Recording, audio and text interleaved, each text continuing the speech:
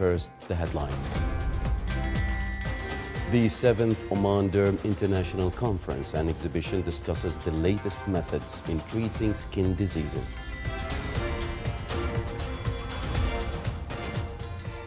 Israel sharply ramps up Gaza's airstrikes and 6 Palestinians are killed in Israeli military's latest West Bank raid.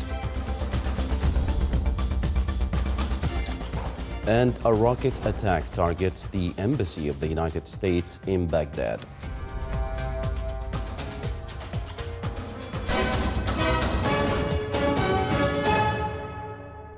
Those were the headlines. Now for the news in detail. The 7th Oman Derm International Conference and Exhibition, organized by the Oman Dermatology Society in cooperation with the Ministry of Health, kicked off today in Muscat under the patronage of His Excellency Dr. Hilal bin Ali Sabti, Minister of Health, with the presence of the MOH Undersecretaries and the President of the Middle East International Dermatology. More details in the following report. The 7th Oman International Dermatology Conference and Exhibition began its sessions this morning. The two-day conference gathers dermatologists, aesthetic and aging medicine physicians, plastic surgeons, allergy and immunology specialists, pediatricians, family physicians, general practitioners, pharmacists, allied health professionals, and residents and medical students. The conference program consists of 15 scientific sessions with the participation of 35 lectures from inside and outside the Sultanate of Oman, in which they will present 45 scientific papers and 3 specialized practical seminars. It was a great pleasure for the Oman Derm Conference 7 that kicked off today, Friday, 8th December 2023.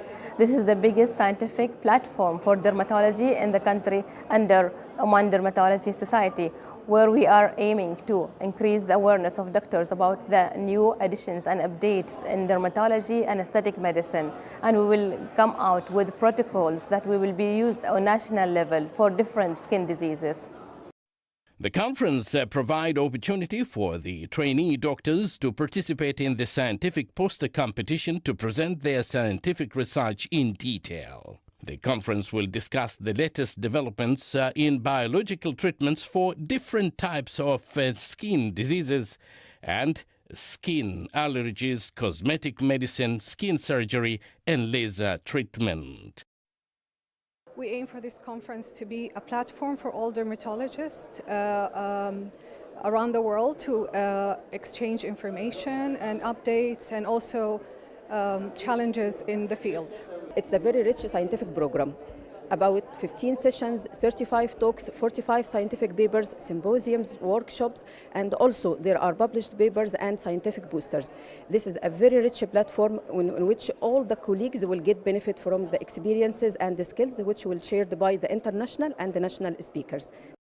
The conference is being accompanied by an exhibition that included the most prominent studies published in the field of dermatology and lasers, as well as the latest medicines, devices, and applications used in the diagnosis and treatment of skin diseases and surgical and cosmetic devices. The 7th Oman International Dermatology Conference and Exhibition is a global scientific event that highlights the latest methods of diagnosing and treatment of various skin diseases, cosmetics, and laser in the Sultanate of Oman. It's a great platform to exchange experiences among participants and learn about the latest science and developments in this field. Abdullah bin Ahmed Al-Rubai, Sultanate of Oman Television, Muscat.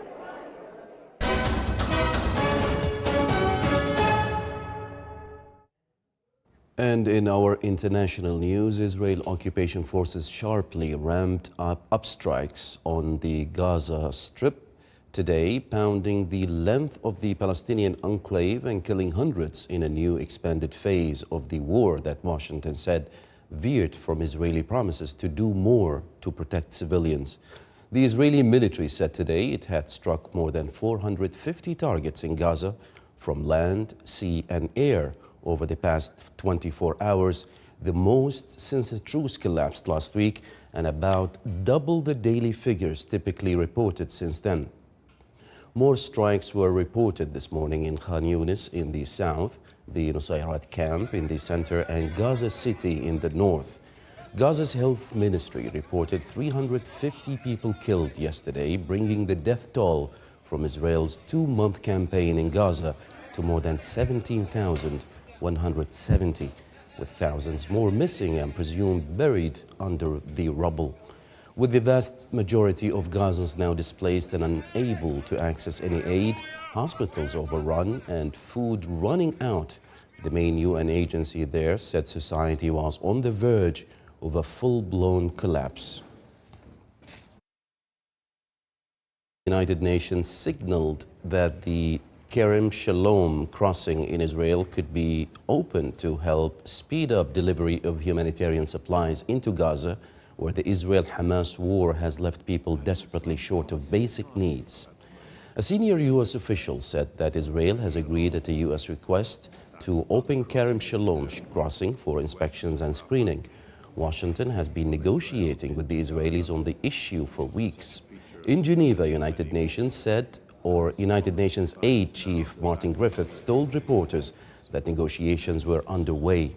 If that were to happen, Griffiths said, it would represent a major boost for humanitarian operations, seeking more access to the densely populated Palestinian enclave, which has been widely devastated by Israeli bombardment in the two-month-old war.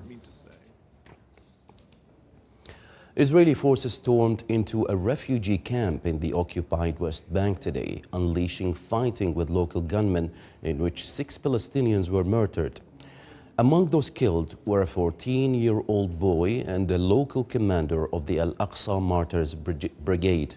Israeli undercover forces sneaked into the Farra camp near the northern town of Tubas this morning and set up sniper positions on top of buildings.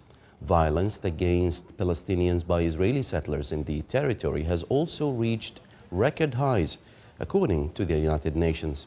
The Palestinian Health Ministry said that the Zionist occupation forces have killed 267 Palestinians in the West Bank since Hamas' cross-border attack in southern Israel on October 7th. A rocket attack on the sprawling U.S. embassy in Baghdad caused minor damage, but no casualties this morning. U.S. and Iraqi officials said the attack is the first on the embassy located in the heavily fortified green zone of the Iraqi capital. The green zone houses Iraqi government buildings and embassies on the west bank of the Tigris River. And Iraqi security forces or security officials said 14 rockets were fired today, of which some struck near one of the U.S. embassy's gates, while others fell on the river. The officials said the rocket attack caused material damage, but no casualties. The U.S. military says 78 attacks have been carried out against U.S. facilities over the past weeks, of which 37 were in Iraq and 41 in Syria. Vladimir Putin announced today his candidacy in the presidential elections next March 2024. The announcement came after honoring war veterans who fought in Ukraine and awarding them for military contributions. The presidential race will take place in March next year, with estimations overwhelmingly leaning in favor for Vladimir Putin, who did not hide his intention to seek another presidential term in Russia to extend his leadership for more than 2 decades.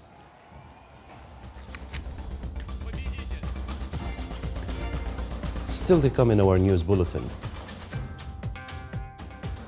A young Omani from Tanoof village turns his farming passion for papaya trees into a valuable investment.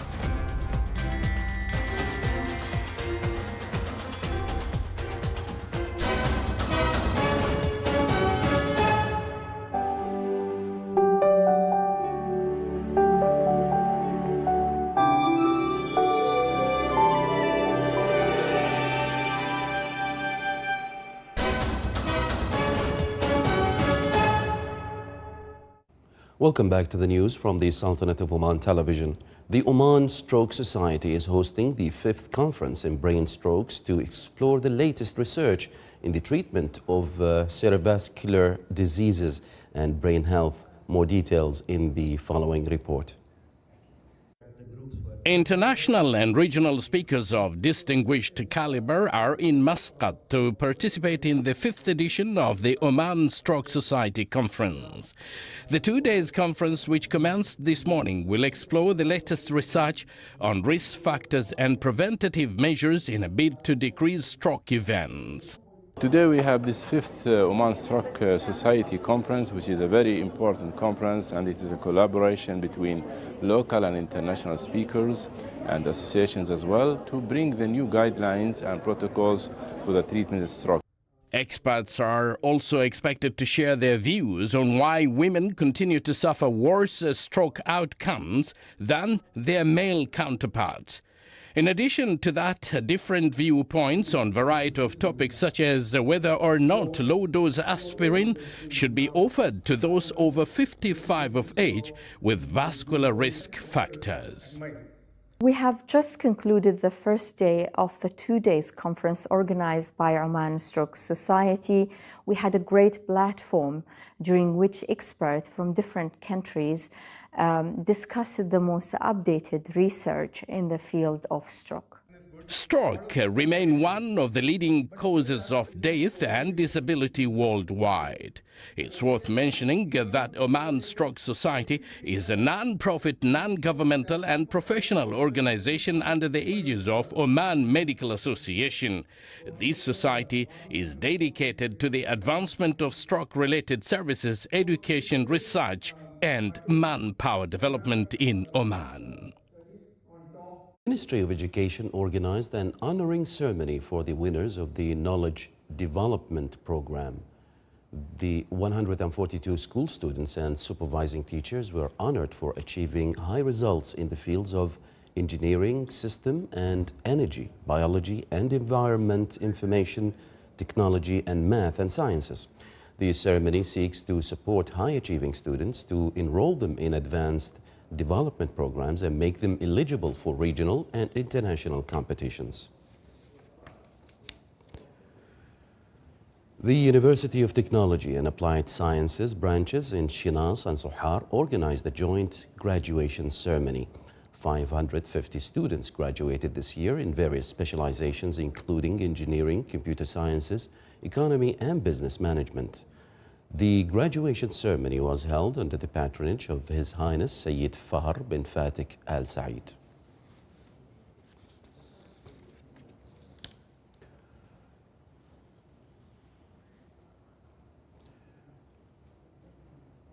The Governorate of Al-Wusta hosted a camel race in the Hayma Camel Racing Track. The race, organized by the Oman Camel Racing Federation, included 6 rounds for 3 kilometers and 2 rounds for 4 kilometers. The closing ceremony witnessed a variety of heartwarming poems and demonstrations of local crafts. The closing ceremony was held under the auspices of His Excellency Sheikh Ahmed bin Musallam Jadad Al-Kthiri, Governor of Al-Wusta.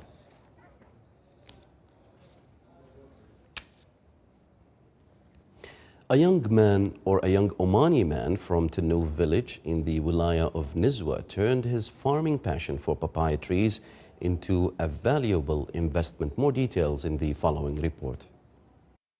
The village of Tanouf in the wilaya of Nizwa is renowned for its abundant water and fertile soil that is suitable for growing numerous types of crops. Factors such as these were sufficient to inspire Hamoud bin Thabit al-Nabhani to venture into a sustainable farming project, cultivating papaya trees. This is my farm, papaya farm. I like to grow the trees, and everybody know that trees. It's how to save the world. Actually, at the beginning of this year, I get idea to change dates trees, which is in my farm, to papaya farm. At the beginning, I start to collect information by making site visit and also by searching for the knowledge and searching for information from the people who have experience. Then I start to grow at the beginning of this year. Within 6 months, I start to product. Hamoud believes in as much as you sow so that you will reap. Hence, with passion and dedication, he does all that it takes to get the most out of the farm and improve the quality of the fruit. With his endeavor, the farm produces around 15 tons of papaya fruits, which he sells in the nearby local markets in the wilayas of Nizwa, Bahla, and Al Hamra. Alhamdulillah, I predict up to now 15 ton. And all these things I keep in the local market as everybody like this to eat this papaya fruit. The constant follow-up to maintain the quality of the papaya fruits, along with the support of the Ministry of Agriculture, Fisheries and Water Resources in the form of pesticides, helped Hamoud to turn his farming passion for papaya trees into a valuable investment. Initiatives of such fruitful yields will gain a competitive edge in the local market and achieve food security in the community. From Tanouf village in the Wilaya of Nizwa, Salih bin Khalfan al-Rahbi, Al-Dakhiliya, Governorate. This is the Sultanate of Oman Television. Before we end tonight's bulletin, here are the main headlines once again. The 7th Oman Derm International Conference and Exhibition discusses the latest methods in treating skin diseases. Israel sharply ramps up Gaza strikes and 6 Palestinians are killed in Israeli military's latest West Bank raid. And a rocket attack targets the embassy of the United States in Baghdad. With that, we come to the end of tonight's news bulletin. From all of us here at the newsroom and the studios, it's good night and enjoy the rest of your weekend.